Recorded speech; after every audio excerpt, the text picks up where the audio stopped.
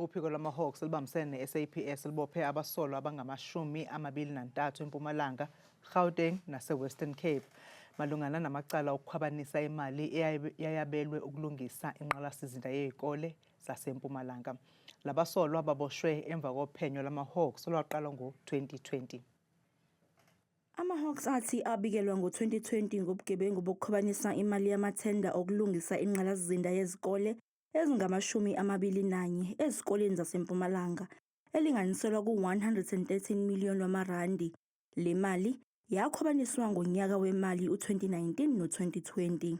Officials created emergency repairs and maintenance on 21 schools.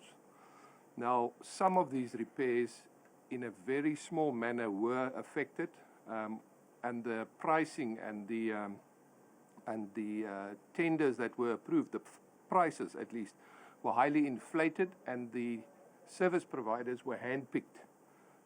Kubasolwa ababoshiwe kukhona nababeyisebenzi zalomnyango. We had the government officials or the acting HOD of that time.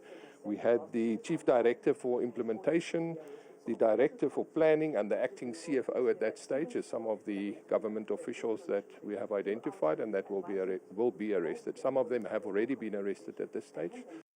Ama-Hawks athi amatasa aphenya amacala enkohlakalo kweminye iminyango kahulumeni. We have several cases on the desk of fraud and corruption relating to government departments.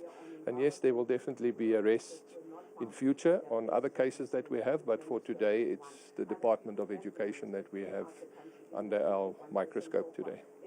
Ngokusho kwama-Hawks, abanye abasolwa ababoshwe eWestern Cape nase-Gauteng bazolethwa eMpumalanga ukuzobhekana namacala.